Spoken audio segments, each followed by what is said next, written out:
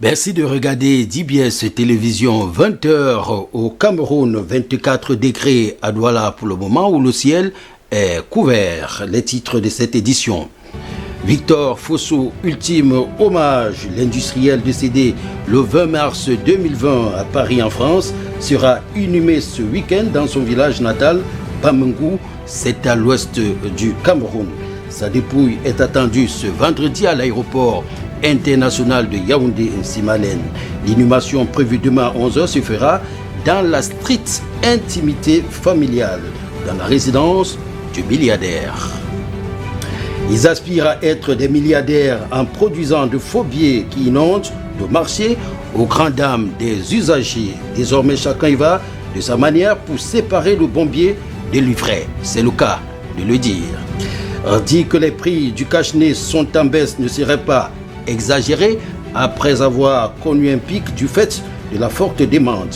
Les commerçants et vendeurs s'en débarrassent désormais en cassant les prix. Voilà pour les titres.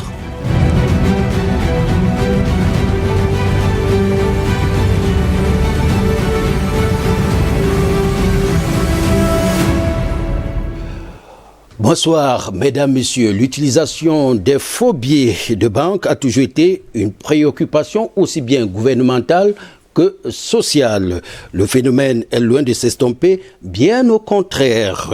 Face à cette réalité, pour éviter de tomber dans le piège des faussaires, chacun y va de son astuce pour faire la différence entre le vrai billet de banque et le faux. Khalid Mama, Thierry Selané. L'utilisation de la salive, de la sueur ou encore l'exploitation de la lumière. Dans tous les cas, elles sont nombreuses les stratégies utilisées pour détecter les vrais billets de banque des faux. La circulation des fausses monnaies bat son plein dans la capitale économique du Cameroun. Commerçants, transporteurs ou même clients, toutes les couches sociales sont victimes d'arnaques à travers l'utilisation de ces types d'argent. Puis il y a des moments où les clients viennent, ils te demandent la marchandise. Tu peux te demander la marchandise de 3 500, ils te donnent peut-être 10 000 francs. Bon, tu vas la marchandise, tu lui donnes. Peut-être tu es un peu distrait, le client part. Pendant que le client est parti, tu restes en arrière, tu compares, tu constates que le billet est faux. C'est à ce moment-là que tu peux alors commencer à paniquer. Pourtant, le client est parti. Dernièrement, m'a donné un faux billet de 5 000. C'est quand je pars chez le Magida acheter la marchandise. Je reviens, le Magida revient chez moi, il me dit que c'est un faux billet. 5 000. Moi, je lui ai dit non. Il me dit, madame, regardez bien. C'est lui qui m'a fait reconnaître entre le bon et le faux. Bon, méfions-nous du faux billet dehors. Une situation face à laquelle la population est appelée à plus de vigilance. Comme on a sorti les billets de 500 claquants, méfions-nous de ça. Sinon, les faux billets vont passer à l'intérieur. Bon, il faut être très vigilant en tant que commerçant. Rappelons que cette pratique abusive des faux billets de banque est devenue monnaie courante dans la société. Une activité dont les pratiquants encourent de graves conséquences. Décédé le 20 mars 2020 à Paris en France, à l'âge de 94 ans, l'industriel Victor Fosso sera en principe inhumé ce week-end à Bamengou dans la région de l'Ouest Cameroun. La cérémonie d'inhumation va se dérouler dans la stricte intimité pour, selon la version officielle venue de la famille, limiter les risques de contamination au coronavirus. La dépouille de Fosso Victor est attendue ce vendredi à l'aéroport international de Yaoundé-Nsimalen et sera immédiatement acheminée dans son village natal, je vous le disais tout à l'heure, Bamengou. La cérémonie d'inhumation va se dérouler à la résidence de Fosso. Ce sera donc dans la stricte intimité familiale en attendant les obsèques officielles. L'inhumation demain du patriarche de Banjoun va certainement mettre un terme à la zizanie qui a entouré l'organisation des obsèques de celui-là qui a, selon sa fille, réussi sa vie mais raté sa mort. Colin Bekatal, Thierry Selané. La dépouille de Fosso Victor pourrait quitter le territoire français ce vendredi 19 juin 2020 pour le Cameroun. Les projecteurs restent braqués sur le milliardaire après sa mort, et même mieux que de son vivant. Les obsèques du natif de Banjoun dans l'ouest du Cameroun fixées au 20 juin 2020 n'auront éventuellement lieu à cette date qu'au forceps. Son décès survenu le 20 mars dernier semble avoir embarqué sa famille dans un brûlot. Une situation vraiment désolante pour plus d'un observateur.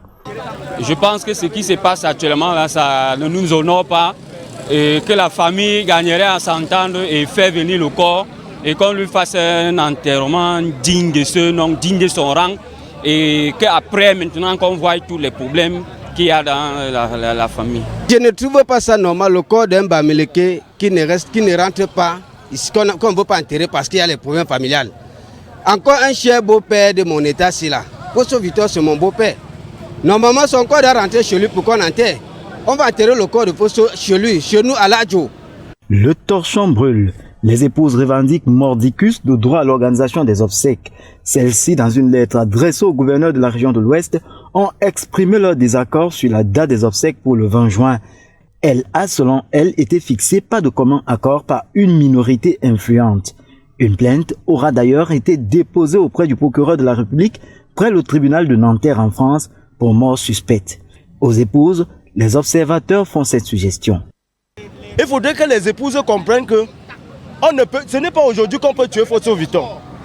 Si Fosso Victor devait mourir, c'est qu'il est mort depuis longtemps. Donc quand quelqu'un est malade et il est âgé, on s'attend à la mort. Chez les enfants, les camps sont aussi divisés. Un des deux mise sur la volonté du père qui aurait choisi Laure Fosso comme organisatrice des obsèques, peut-être du fait qu'elle soit administratrice du groupe ou, selon ses avocats, parce qu'elle aura été sur le chevet de son père à ces derniers jours. L'autre camp désigne John Fosso pour l'organisation des mêmes obsèques. Des querelles pour un corps qui ne demande qu'à être enseveli, on est alors tenté de se demander quels sont les véritables enjeux. Alors, vous l'avez certainement rectifié, il s'agit bien de Banjul et non de Bamengum. Après un pic, le marché du cache-nez et vicière tourne désormais au ralenti. Il faut le dire, depuis quelques jours de la baisse des prix constatés sur le marché. Confirmation dans ce reportage que signent Judith Ndongo et Loïc Ngebnan. Du fait de la rareté ayant provoqué la flambée des prix des masques faciaux contre le coronavirus au Cameroun, plus d'un ont saisi l'opportunité pour se lancer dans la fabrication des cache-nez en tissu pagne ou autres étoffes. C'est l'accessoire indispensable et obligatoire en cette période de crise sanitaire a fait les beaux jours des commerçants il y a quelques semaines. Il faut reconnaître que les données ont bien changé ces derniers jours, qu'il s'agisse des cache-nez ou des visières. Ça fait de cela 3 semaines que je vends les visières. La première semaine, je vendais à 1000 francs. Et j'ai vendu 1000 francs dans 2 semaines. Avant, je vendais, dans la première semaine, je vendais au moins 150 pièces. Et maintenant, cela, je vends au moins 25 à 40 à 30 pièces. Au début, ça passait bien. Le marché passait bien. Avant, il pouvait vendre même 40 par jour. Maintenant, en fin de journée, je me trouve peut-être à vendre 20 cache-nez ou alors 15. Donc, ça devient vraiment difficile.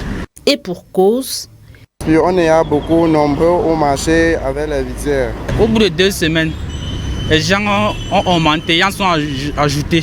Les gens qui vendaient des cache-nez, ils sont devenus de plus en plus nombreux. Et le marché est vraiment devenu difficile. Parce que les gens étaient vraiment nombreux à vendre des cache-nez. C'est pour ça que maintenant, pour vendre beaucoup, pour vraiment tacler.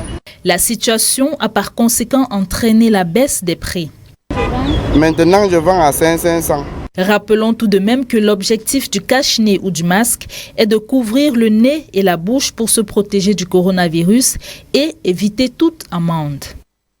Et puisque nous parlons de maladie, il faut dire qu'elle a fait beaucoup de mal aux enfants, aussi bien au Cameroun qu'en Afrique. La poliomyélite est combattue au Cameroun depuis 1988. Et depuis 4 ans, aucun cas déclaré dans le pays. Le Cameroun a donc pour cela obtenu la certification de pays libre de la poliomyélite. Pour le gouvernement, c'est tout simplement une victoire. Dariol Métieugué.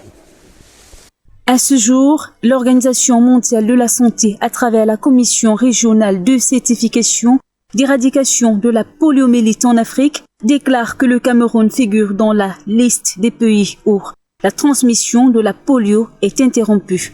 D'ailleurs, un tweet du ministre de la Santé le démontre à suffisance.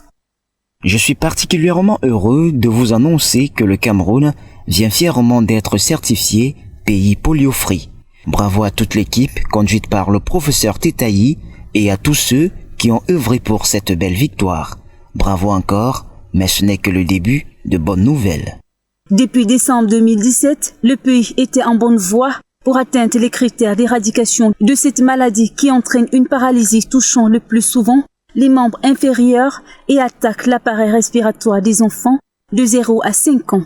L'éradication incontestable de cette maladie au Cameroun lance ainsi un appel à la Commission sous-régionale des assurances à un renforcement qui prend en compte la sous-région afin que les pays voisins du Cameroun atteignent les mêmes performances pour une éradication totale de la poliomyélite dans cet espace de la sous-région. Ils se sont abreuvés à bonne source à cause d'un accident de la circulation, malheureusement, entre un camion et un tricycle transportant des casiers de bière. L'occasion faisant forcément le larron, des usagers ont étanché gratuitement leur soif, surtout qu'il faisait très chaud dans la journée. À Douala, Colombé Catal, Thierry Selané.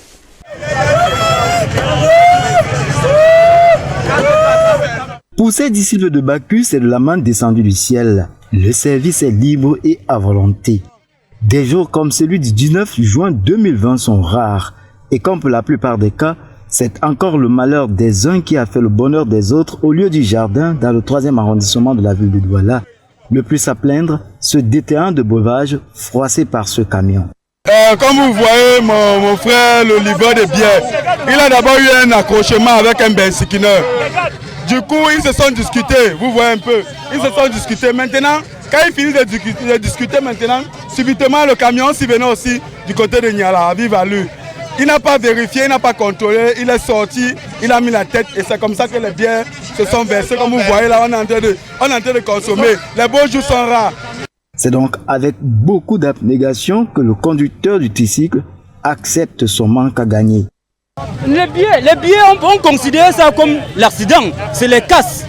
C'est les casses parce que tu ne peux pas être là, tu vois une bière qui mousse déjà, tu laisses sans boire.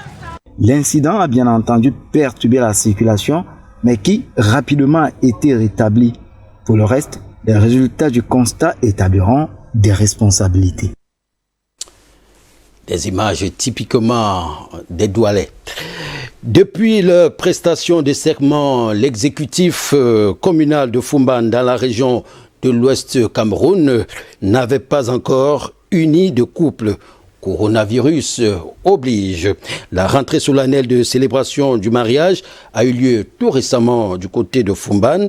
Les officiants dans leur touche de célébration ont vraiment retenu l'attention. Confirmation dans ce reportage que signe Alexis Yangoa. Depuis la prestation de serment en pleine lamentation du Dr Damoudam Dioya et la survenue de la pandémie de coronavirus, l'exécutif communal de Fumban n'avait pas encore eu l'occasion d'unir les couples, laissant ainsi la tâche au centre secondaire d'état civil. La rentrée solennelle de célébration de mariage a eu lieu le week-end dernier. Dans une salle des actes, la mairie colorée et disposée selon le respect des mesures barrières contre la Covid-19. 6 couples auront l'honneur d'être le premier de l'ère de la toute première femme maire de l'histoire de la commune de Fumban. Après un hommage rendu au regretté maire, Dr Damoudam Dioya, place à la célébration proprement dite avec un rappel sur les dispositions du Code civil et des conventions internationales qui encadrent le mariage. Ensuite, le rituel consacré. Curiosité ici, c'est l'uniforme arboré par les officiers d'état civil et leurs secrétaires. Nous avons souhaité renforcer le caractère solennel en arborant des uniformes qui seront soit les couleurs de notre mairie, vous voyez c'est le pagne de la mairie, mais plus tard cela pourrait être des tissus tissés, brodés à la main avec les symboles de l'écriture que le roi Njoya a inventé.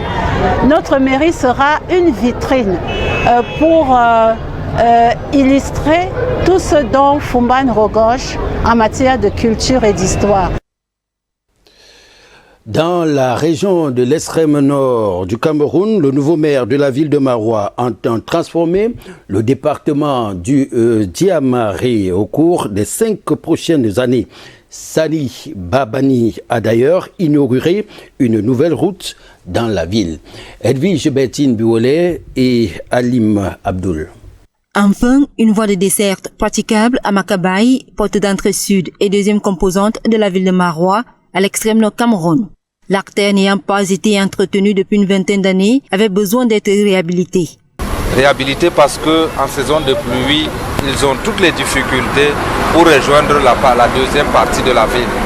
Alors, raison pour laquelle nous avons décidé de réhabiliter ce tronçon-là pour permettre à ces populations, qui sont quand même à plus de 15 000 âmes, de rejoindre le centre-ville et de vaquer régulièrement à leurs occupations.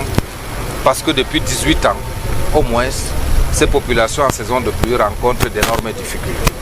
Le tronçon a récemment été inauguré par le maire de la ville de Maroua, bien que les travaux ne soient pas encore achevés. La réfection de la principale voie de desserte de ce quartier a été possible grâce au partenariat privé-public, à savoir Sodécoton, communauté urbaine de Maroua. Pour la bonne histoire, la communauté urbaine n'a dépensé aucun franc dans la réhabilitation de cet axe-là. La route est déjà praticable et on circule avec aise pour le grand bonheur des riverains. Des sentiments de joie et de satisfaction totale pour la population de Makabaye qui, à partir d'aujourd'hui, s'estime heureux d'appartenir à cette grande communauté de la ville de Maroua et que à l'avenir, que la population de Makabaye s'estime plus heureux parce que nous crions à corps et à cri que le projet de bitumage aussi arrive dans les artères de Makabaye. Invite a donc été faite aux populations de Makabaye à faire bon usage de cette route qui est en train d'être reprofilée. Dit que Makabaye sort peu à peu de son désenclavement.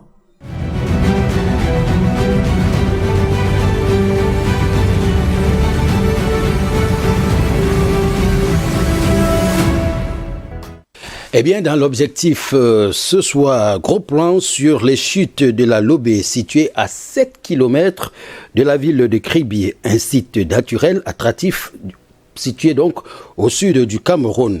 La Lobé, qui est le nom du fleuve, se jette à la mer sous forme de chute, un phénomène rare où l'eau douce se déverse dans l'océan. Vous le verrez sur ces images.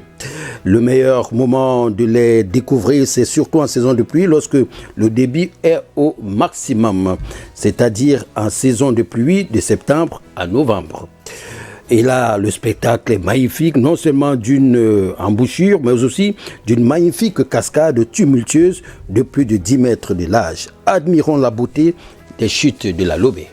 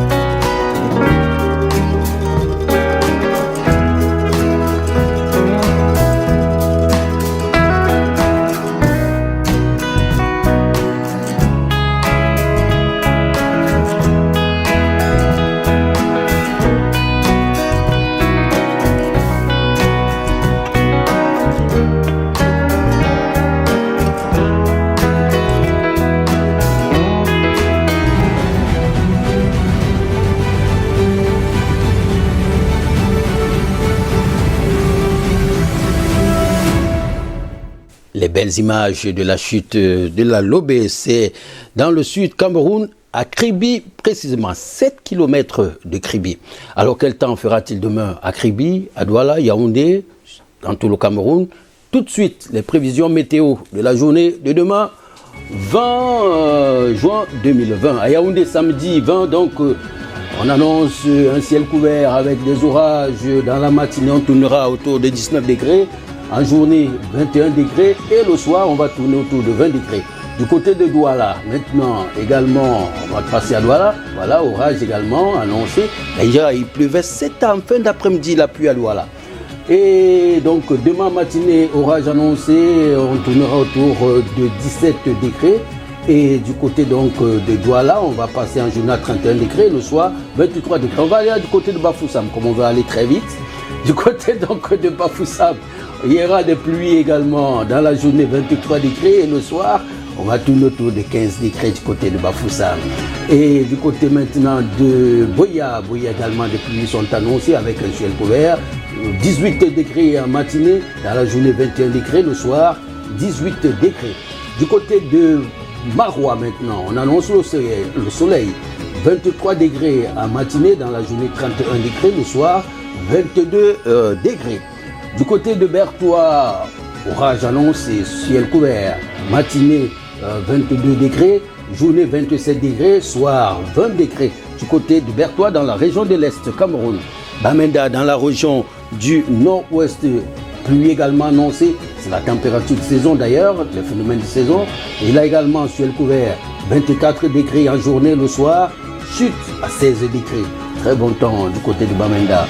Également Ebolova, dans la région du sud, samedi demain, ciel couvert avec orage, journée 26 degrés, soir 20 degrés. Matinée, on tournera autour de 21 degrés. Du côté de Ngaoundéré, la belle ville, avec toujours son climat doux, ciel couvert avec orage annoncé, journée 27 degrés, soit 18 degrés, mais en matinée on tournera autour de 19 degrés. Et là, Garoua toujours, à Garoua il pourrait pleuvoir demain. La journée 34 degrés, on sera là un tout petit peu le soir. Le mercure, lui, va chuter à 23 degrés. Donc sur l'ensemble du territoire national, on devrait s'attendre à des pluies, mais également du côté de Garoua, soleil, Maroua également, soleil, mais dans le sud du pays, il faudrait s'attendre tout de même à des adverses. Fin de ce journal, prochain rendez-vous avec l'information tout au long du week-end. J'aurai le plaisir de vous retrouver lundi lorsqu'il sera très exactement 20h. À lundi.